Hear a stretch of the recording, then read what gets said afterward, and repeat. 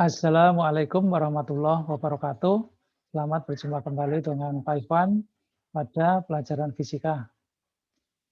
Mudah-mudahan tetap semangat ya untuk selalu belajar. Kemudian hari ini kita akan membahas tentang usaha. Tapi usaha yang kita bahas ini adalah usaha pada proses termodinamika, yaitu usaha yang dilakukan oleh partikel-partikel gas yang berada di dalam ruangan yang tertutup. Usaha yang dilakukan oleh partikel gas ini akan menghasilkan tenaga. Nah, nanti kita akan lihat di mana tenaga yang bisa dihasilkan oleh usaha ini. Jadi nanti yang kita bahas adalah bagaimana usaha itu terjadi pada proses termodinamika, kemudian bagaimana menghitungnya, dan macam-macam usaha yang bisa terjadi pada proses termodinamika. Jadi silakan simak video ini sampai selesai. Kita akan masuk ke lembar presentasi ya. Jadi judul topik kita adalah usaha pada proses termodinamika. Ya. Posisi usaha ini sebetulnya ada di dalam mesin yang dimiliki oleh setiap kendaraan. Ya. Kendaraan bermotor itu di dalamnya ada mesinnya, lah usaha itu ada di dalam mesin itu. Ini kira-kira di bagian dalam mesin seperti ini blok mesinnya ya. Lalu yang kita bahas itu ada di dalam blok ini, yaitu di dalam silinder-silinder yang ada di sini. Ya.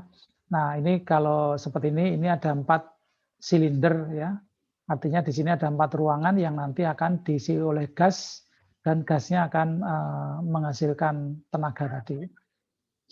Masing-masing silinder ini skemanya seperti ini. Jadi ini ada ruangan ya. Kemudian ruangan ini ukurannya dalam cc ya. Kadang-kadang diinformasikan pada kendaraan. Misalnya ada kendaraan yang ada tulisannya 150 cc, atau kalau dalam STNK memang disebut ya, di situ ada volume silinder 150 cc, atau mungkin lebih sedikit atau kurang sedikit ya. Itu berarti menunjukkan volume maksimal dari ruangan di sini. Jadi ini ada ruangannya, kemudian di ruangan ini ada 2 klep ya. Ini klep 1, klep 2. Klep 1 ini untuk masuknya uap bensin. Kemudian klep 2 ini untuk keluarnya sisa pembakaran. Kemudian di bawahnya ini ada dinding yang disebut dengan piston. Dinding ini bisa bergerak naik turun. Kemudian oleh engkal di sini akan diubah menjadi gerakan memutar ya, menjadi gerakan memutar. Ini ada besi pemberat yang berfungsi untuk menyeimbangkan gerakan ya. Jadi ketika ini gerak naik turun, maka di sini berputar ya. Nah, ketika berputar ini lalu ditangkap oleh sistem transmisi pada kendaraan tadi, lalu diubah untuk memutar roda.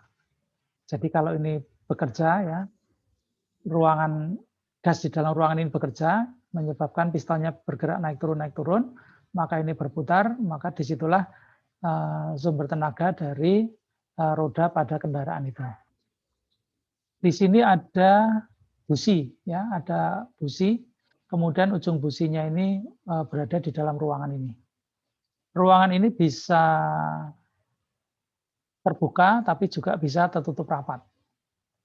Nah, sedikit akan saya ilustrasikan bagaimana kerja dari mesin ini ya, silinder ini secara keseluruhan. Jadi pertama adalah ketika mobil ini di starter ya, itu memaksa menggerakkan piston ini turun ya, menggerakkan piston ini turun. Nah, ketika pistonnya turun, itu klep masuk di sini, itu akan otomatis terbuka, sehingga ketika pistonnya turun, maka bensin yang dari karburator yang sudah diubah jadi uap bensin tadi akan masuk ke ruangan ini.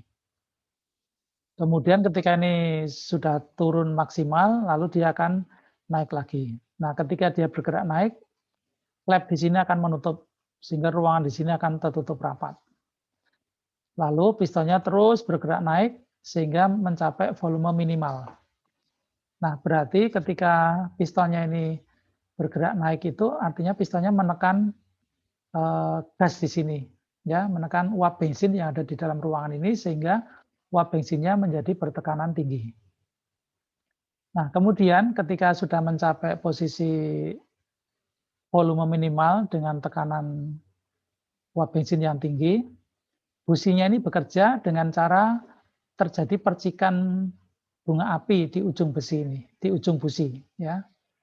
Akibatnya apa? Ada percikan api di ruangan yang penuh berisi uap bensin bertekanan tinggi. Maka yang terjadi adalah uap bensinnya akan meledak. Nah, ketika uap bensinnya meledak itulah muncul tenaga dorong dari partikel-partikel uap bensinnya mendorong piston ini turun lagi. Nah, pada saat itulah dikatakan mesin ini bekerja, yaitu menghasilkan usaha ya atau tenaga.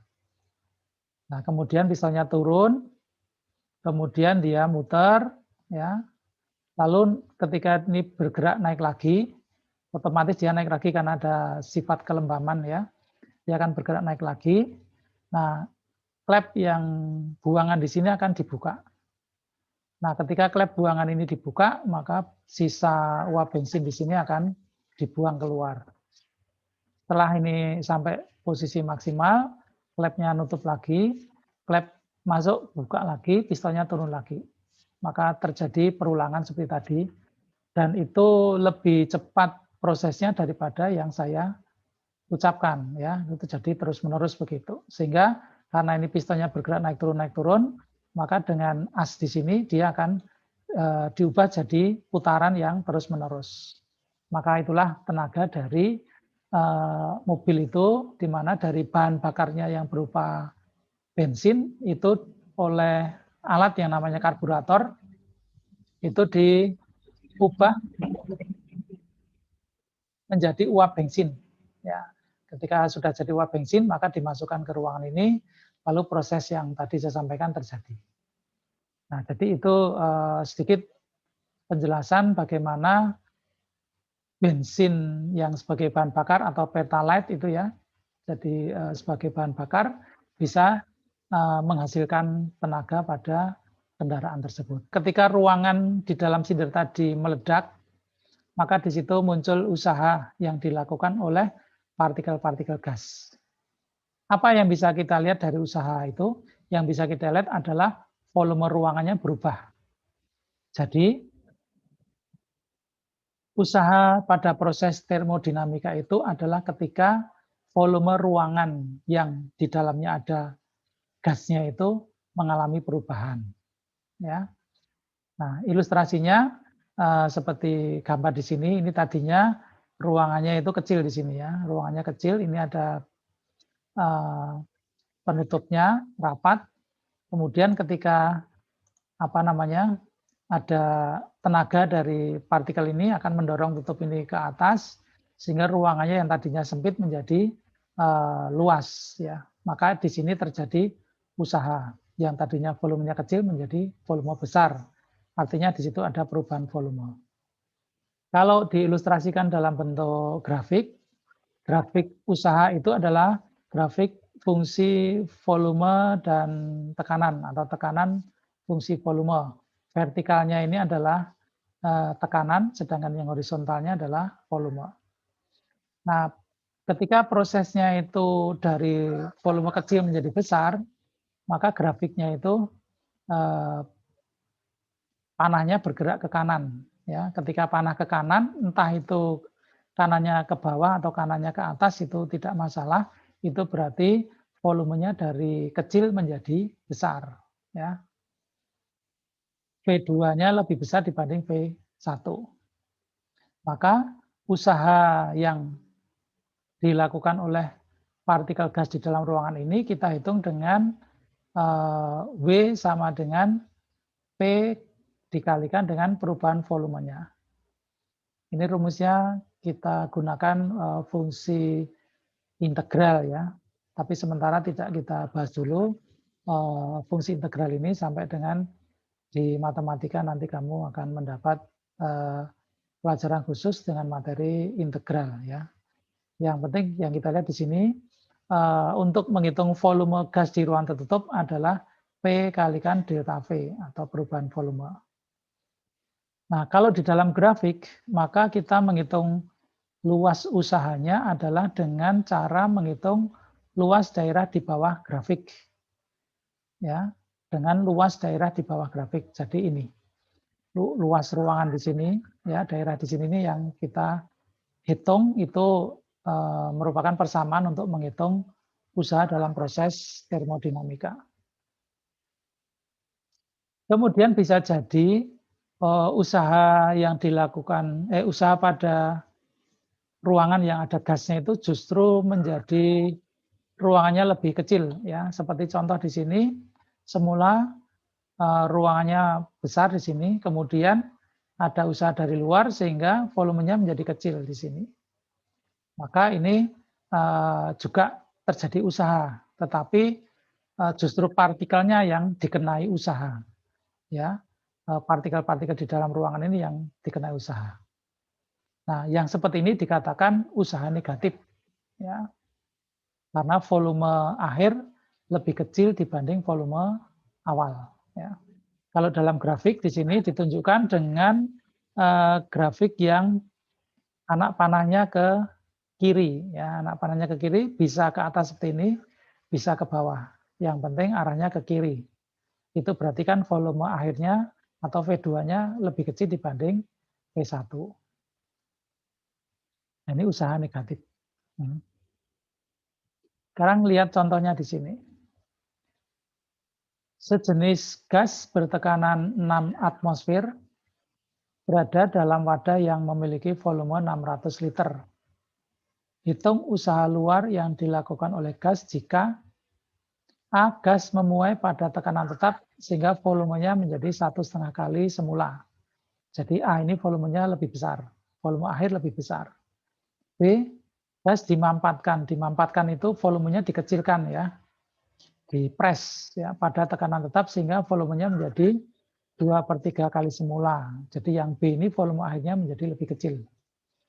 Maka untuk yang A itu berarti karena volume akhirnya 1,5 kali semula itu berarti usahanya positif ya, sedangkan B volume akhirnya menjadi 2/3 semula berarti usahanya negatif. Maka kita bisa hitung dengan rumus tadi P sama dengan delta V. P-nya ini 6 atmosfer, kita konversi ke Pascal dulu ya. 1 atmosfernya 10⁵ Pascal, berarti ini 6 kali 10⁵ Pascal. Kemudian dikalikan dengan perubahan volumenya. Kalau di sini liter itu jadikan meter kubik itu sama dengan 0,6. Kalau 1,5 kali semula berarti dari 600 jadi 900, berarti 0,9. Maka usahanya dihitung dengan 6 kali 10⁵ dikalikan selisih 0,9 dikurangi 0,6 liter. Jadi seperti itu caranya. Maka nanti hasilnya positif karena volume akhirnya lebih besar. Kemudian untuk yang B, gasnya dimanfaatkan sehingga volumenya menjadi 2/3 kali semula. 2/3 itu berarti kalau dikalikan 600 sama dengan 400 ya. Jadi selisihnya 400 dikurangi 600 atau selisihnya jadi minus 200 atau dalam meter minus 0,2. Jadi untuk yang B menghitungnya 6 kali 10⁵ dikalikan dengan minus 0,2. Ya, jadi saya kira tidak terlalu sulit ya. Oke, sekarang kalau soalnya itu seperti ini. Jadi soalnya dalam bentuk grafik. Terus kita diminta menghitung usaha pada proses yang ditentukan awal dan akhirnya. Yaitu dari A ke B. Ini A, ini B. Kalau kita lihat gambarnya di sini, grafiknya berupa garis lurus tapi miring di sini ya. Maka kita ingat tadi bahwa kalau dalam grafik cara menghitung usahanya adalah dengan menghitung luas. Luas apa? Luas daerah di bawah grafik. Jadi kalau seperti ini maka luasnya ini. Nah ini bentuknya apa ini? Nah bentuknya adalah trapesium ya. Sehingga kamu bisa hitung usaha yang dilakukan oleh gas dari posisi A ke B ini dengan menggunakan perhitungan luas trapesium dengan data di sini 200, 500, 10 dan 12 ini. Sekarang kalau seperti grafik yang kedua ini yang diminta menghitung juga proses dari titik A kemudian sampai ke titik B. Cuma di sini dari A ke B itu melewati titik C ya. Sehingga ini seolah ada dua grafik. Nah, kalau seperti ini maka ya kita jumlahkan aja dari A ke C kemudian dijumlah dengan dari C ke B. Cuma harus hati-hati anak panah ini menunjukkan arah dari prosesnya ya. Jadi kalau yang dari A ke C itu berarti dari volume besar ke volume kecil. Maka dari A ke C itu adalah usaha negatif.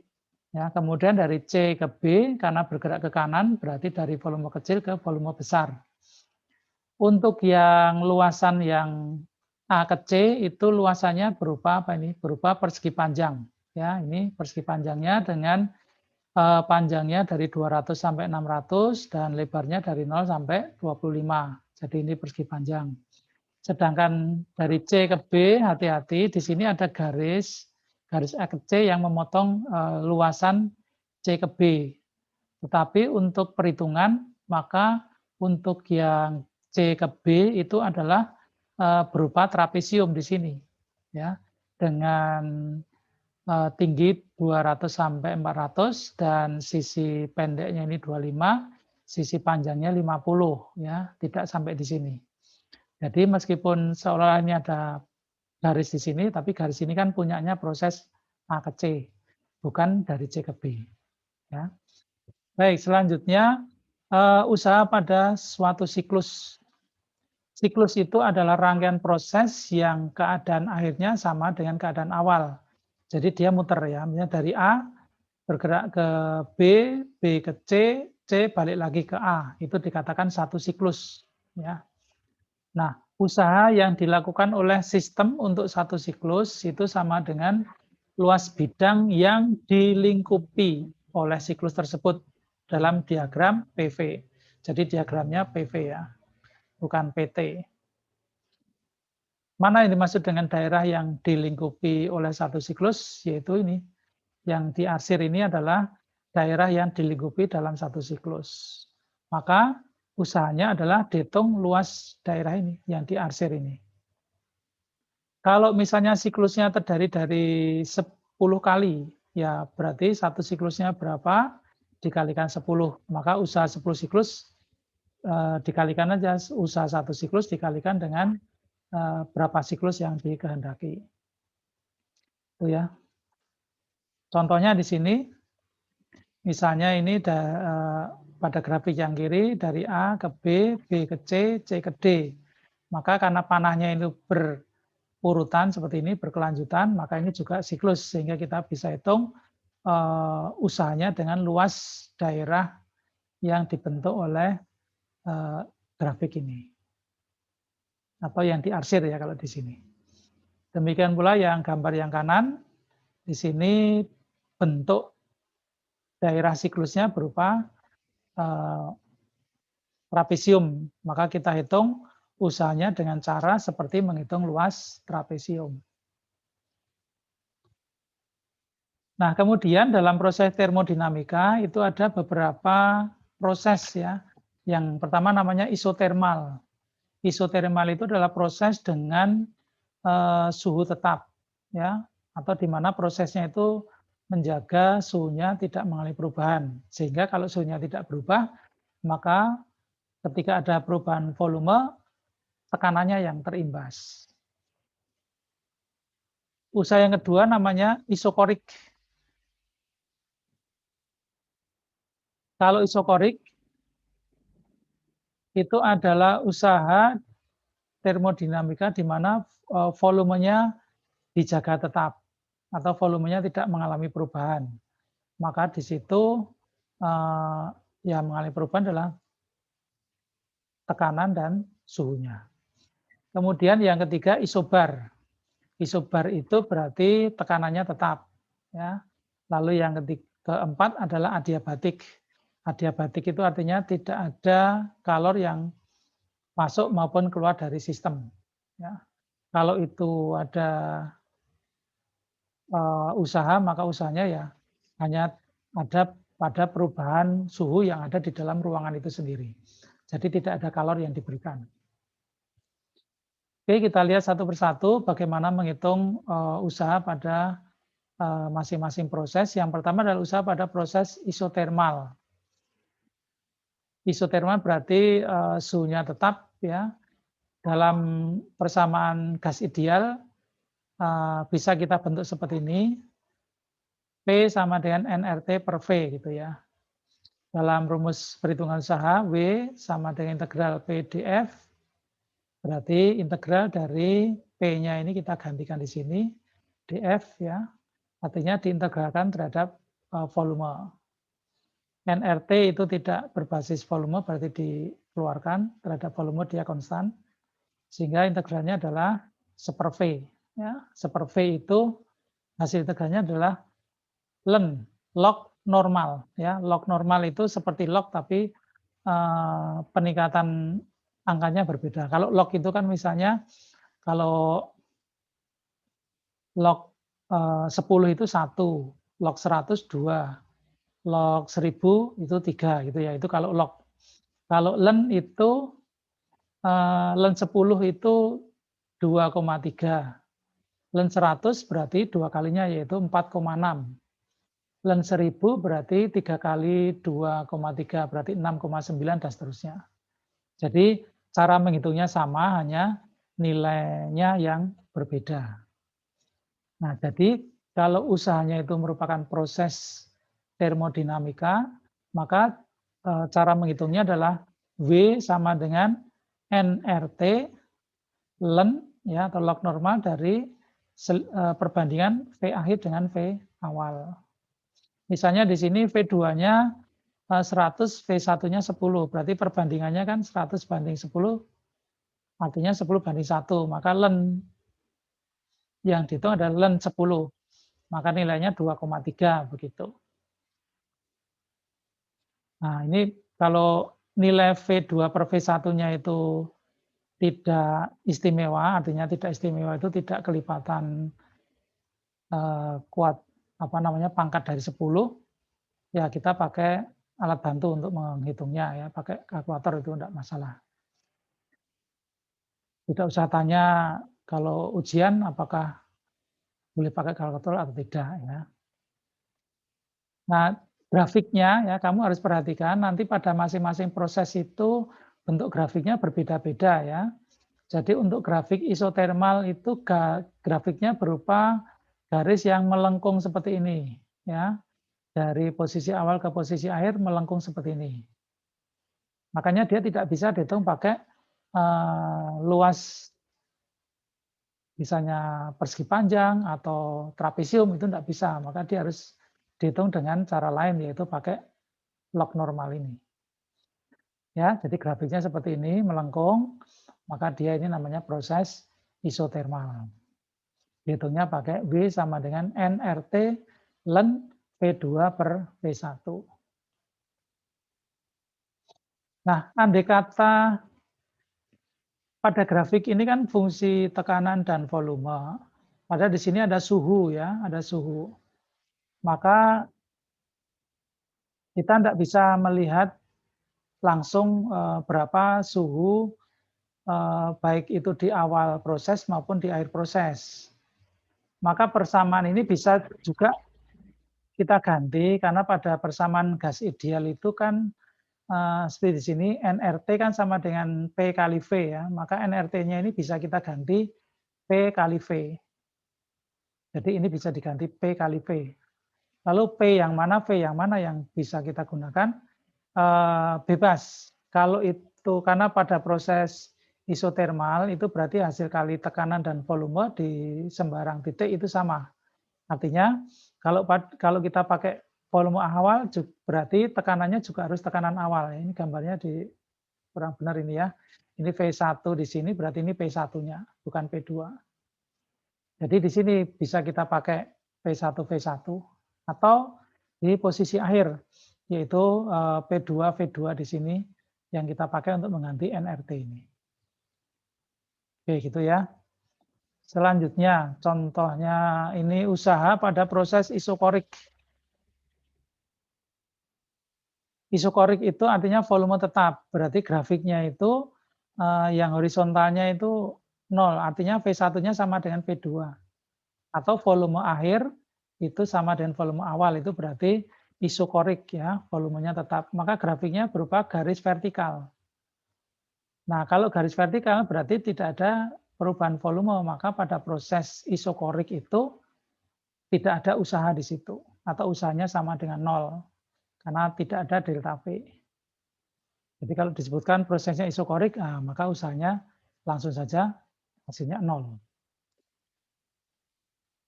Yang ketiga, proses isobar. Kalau isobar itu tekanannya tetap, ya, tekanan tetap berarti kalau pada grafik, grafiknya adalah horizontal. Itu berarti menunjukkan tekanan akhir sama dengan tekanan awal. Tapi di sini ada perubahan volume ya dari V1 ke V2. Maka ini yang mirip dengan rumus tadi. Jadi V sama dengan P kali V2 min V1. P-nya sama di sini berarti tetap, tinggal V2 dikurangi V1. Kemudian yang terakhir, usaha pada proses adiabatik. Nah, ini usahanya tidak ada perubahan kalor yang masuk maupun keluar sistem, atau artinya di sini Q-nya sama dengan 0. Tapi pada proses adiabatik ini juga terjadi perubahan suhu, tekanan dan volume ya, tetapi menggunakan tenaga di dalam sendiri gitu. Nah, biasanya gambar grafik proses adiabatik itu mesti disertai dengan grafik isotermal. Jadi di sini ada T1, ini isotermal 1, lalu di sini ada isotermal 2. Maka grafiknya adiabatik itu nyebrang ya dari isotermal 1 ke isotermal 2. Maka grafiknya biasanya lebih curam. Ya. Maka usaha yang kita bisa hitung pada proses adiabatik ini bisa menggunakan dua perhitungan di sini ya.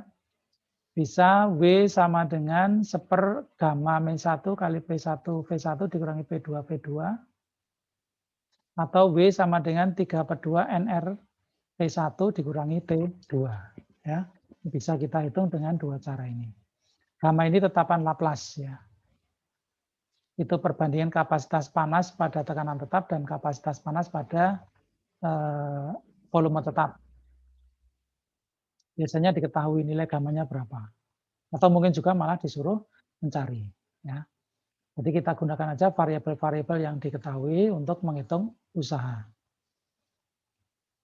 Jadi ya, ada perbedaan antara grafik pada proses adiabatik dengan isotermal. Ya. Langsung bisa dilihat di sini. Untuk isotermal lebih landai, ya, melengkungnya lebih landai. Untuk isotermal lebih curam. Oke, jadi itu macam-macam usaha pada proses termodinamika. Contohnya di sini. Suatu gas ideal diekspansi dari volume awal 0,344 meter kubik menjadi volume akhir 0,424 meter kubik pada tekanan tetap. Nah, ini berarti pada proses isobar. Ya, kalau isobar maka hitungnya usahanya adalah P kali delta V. Ya. Tentukan usaha yang dilakukan oleh gas dari keadaan awal ke keadaan akhir. Nah, ini. B, andaikan proses dapat dibalik dari keadaan akhir ke keadaan awal, berapa usaha yang dilakukan oleh gas. Nah, berarti kalau tadi proses awalnya kan ini volumenya 0,344, volume akhirnya 0,424, berarti ini ada pemuaian ya, ada ekspansi dari volumenya. Maka ini usahanya positif. Sedangkan untuk B, kalau dibalik berarti kan dari 0,424 ke 0,344, berarti volumenya berkurang. Kalau volume berkurang berarti usahanya negatif. Gitu. Oke, sekarang kita lihat yang berikutnya. Suatu gas ideal mengalami proses semula ekspansi isobarik, kemudian pemampatan isotermal seperti gambar di bawah. Tentukan usaha yang dilakukan oleh gas untuk A, proses ekspansi isobarik, B, pemampatan isotermal, C, keseluruhan proses dari awal ke akhir. Jadi ini prosesnya dari awal di sini, dari 0 sampai 40 liter. Berarti ini isobarik ya, garisnya mendatar. Maka kita hitung dengan perhitungan P kali delta V. Kemudian setelah sampai posisi paling kanan, dia mengalami pemampatan secara isotermal.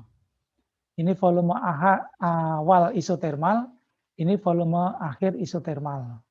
Maka proses isotermalnya kita hitung pakai yang persamaan isotermal, yaitu ini. Kita bisa pakai ini. NRT ln V2 per V1, karena di situ tidak ada T-nya, maka kita ganti dengan V1 V1 atau kita ganti dengan P2 V2. Oke, latihan 6 kita lihat. Untuk memperkecil volume sebuah gas menjadi setengahnya secara isotermal. Nah, tadi juga masih isotermal, diperlukan usaha 600 Joule. Ini usahanya diketahui. Berapa usaha yang diperlukan untuk memperkecil volume gas itu menjadi 1/10-nya dari volume awal. Jadi ini kita hitung dulu ketika memperkecil volumenya jadi setengahnya itu butuh usaha 600 Joule. Ya. Kemudian berarti di sini kita mencari nilai PV-nya. Ya. Setelah itu pertanyaan berikutnya, berapa usaha yang diperlukan untuk memperkecil volume gas menjadi 1/10-nya dari volume awal. Jadi ini menghitung 2 kali menggunakan rumus usaha pada proses isotermal. Ya. Ini volume yang pertama kan volumenya diperkecil menjadi separuhnya, berarti V1 anggap aja V, lalu V2-nya kita anggap setengah V. Ya. Nanti ln berapa kan ketemu nilai PV-nya. Ya, nanti PV-nya dipakai lagi untuk menghitung yang kedua, di mana yang kedua ini volume awalnya dianggap V, volume akhirnya dianggap 1/10 V. Gitu.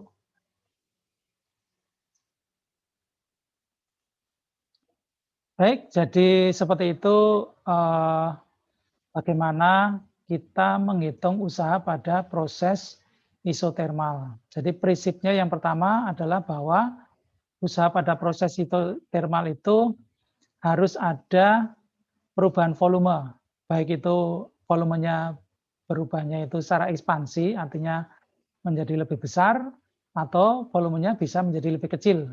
Itu sama-sama bisa kita hitung usahanya. Kalau volumenya lebih besar berarti usahanya positif, kalau volumenya lebih kecil berarti usahanya negatif. Ya. Kemudian untuk usaha-usaha pada jenis-jenis proses isotermal, maka kamu harus mengetahui perhitungan untuk masing-masing proses. Ya. Seperti misalnya yang paling gampang apa? Isokorik, ya, isokor atau isokorik. Karena apa? Karena kalau isokorik tidak ada perubahan volume berarti tidak ada usaha.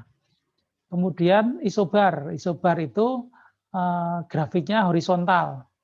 Berarti perhitungan kita cukup seperti menghitung luas persegi panjang. Ya. Cara menghitung usahanya seperti menghitung luas persegi panjang. Ya, jadi saya kira cukup untuk informasi hari ini tentang usaha pada proses isotermal. Nanti kita lanjutkan dengan video berikutnya tentang hukum-hukum termodinamika. Sekian, mudah-mudahan bisa membantu memahami dari modul yang saya lampirkan juga. Ya. Jadi lihat modulnya sambil perhatikan informasi yang saya sampaikan. Terima kasih, selamat belajar. Assalamualaikum warahmatullahi wabarakatuh.